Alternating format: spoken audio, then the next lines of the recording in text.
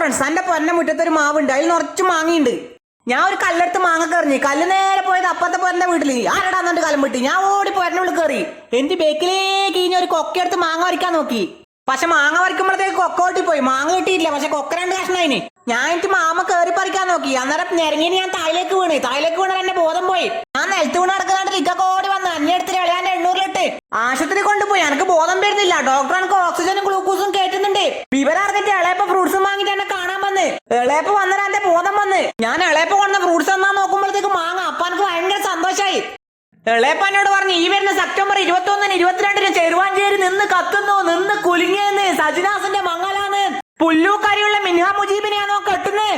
മംഗളത്തിനൂടെ team തറവാട്ടിലുള്ള അപ്പി, ചുപ്പി, ലാലൻ, നജു, സക്കരി, അനീസ്, ബോട്ടി, ഷബീബ്, അസറ്, ഔല, ജാബി, ഡെഡുവാർ എല്ലാരും ദുബായിന്ന് വരുന്നുണ്ട്. അപ്പൊ നിങ്ങളെ മംഗളത്തിന് വിളിച്ചാൽ നിങ്ങളും വരാൻ മറക്കല്ലേട്ടാ.